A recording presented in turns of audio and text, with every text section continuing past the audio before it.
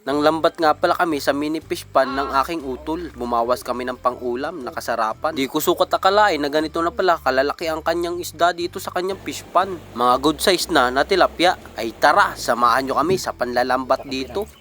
Dito nga, start na kami sa panlalambat dito sa mini fish pan ng aking utol. Maliit nga lang pala itong mini fish pan ng aking utol. Kaya di ko sukat akalaing marami na palang isda dito at mga good size na. At ito nga pala yung aming dala. At sa part na to, ihahagis ko na itong aming dala. Sa paghagis ko nga, dali-dali agad akong bumaba. At nilikom ko na itong dala nang makita na ang mga isda ditong kasarapan, mga tilapia, mga good size. Ito nga pala yung aming unang hagis. Mga good size din ang aming nahuli. Pero sa part na to, medyo kakaunti pa yan. Pero mga good size na talaga ang aming kasarapang mga nahuling tilapia. Sakto nga ang pag-aakit sa akin ng aking utol, nadalahin namin ang kanyang fish pan. Wala din kaming ulam. Saktong-sakto, dalian ako pumunta sa kanyang fish pan. Nando na pala sila, tinanggal nila ang mga water lily. Bali punong-puno nga ito ng water lily. Inahon nila pa ibabaw at nilagay nila sa kati para mamatay na yung mga water lily. Para paglalambat namin hindi sumabit dito sa dala. Pero marami pa rin ako nahuhuli, puro putik nga lang. Pero kasarapan talaga yung mga nahuhuli naming mga tilapia. Mga good size talaga to. Suwabe, pang ihawin at pang adobo.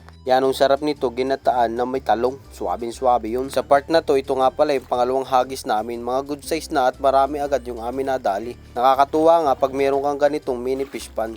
Pag wala kang ulam, pwede kang kumuha dito ng pang-ulam. Isang lambat mo lang, 1 kilo agad, mahigit pa. Pwede rin biwasin o hapin. Walang magbabawal sa'yo kasi meron kang sarili. Anytime, pwede kang kumuha dito ng pang-ulam. Kasarapan talaga yung meron gantong mini fish pan. Kapag may bisita ka, pwede ka dito manghuli Naalala ko pa nga nung bata pa ako Lagi ako nanguhuli ng similya ng tilapia. Nanguhuli ako malapit sa amin sa ilog. Pagkahuli ko, nilalagay ko sa tabo. Tapos dadalhin ko sa amin, ilalagay ko naman sa timba. Ilalagyan ko pa nga ng kunting kanin para makakain yung mga tilapia. Pero hindi ko alam, mamamatay pala sila kapag walang oxygen. Kaya yun, napapagalitan lang ako ng nanay ko kasi inaaksaya ko lang yung mga tilapia kung inalpasan ko lang yung sa ilog. Sana lumaki pa silang lahat. Nasayang lang sila kasi nangamatay lahat Kaya simula nun, di na ako nang huli ng mga similya ng tilapia kasi namamatay din naman sa akin. Nakakaawa lang at sayang. Kaya simula nun, yung malalaki na ang inuhuli ko at inuulam namin. Pinipirito naman ng mama ko kaya ginagataan. Kapag naumay na sa gata, adobo naman. By the way, tapos na nga pala kami manlambat at ito na nga pala yung mga huli namin. Mga kasarapan at mga good size, talagang swabe pang ulamin na to. Nakakatuwa talaga kapag may alaga kang tilapia sa mini fish pan. Mga good size, pwede na pang ulam at pang ihaw. Hinugasan ko nga yung aking kaparte sa aking pandadala. Binigyan nga ako ng utol ko ng 2 kilong tilapia. At sa part na to, nililinis ko na itong aking dala.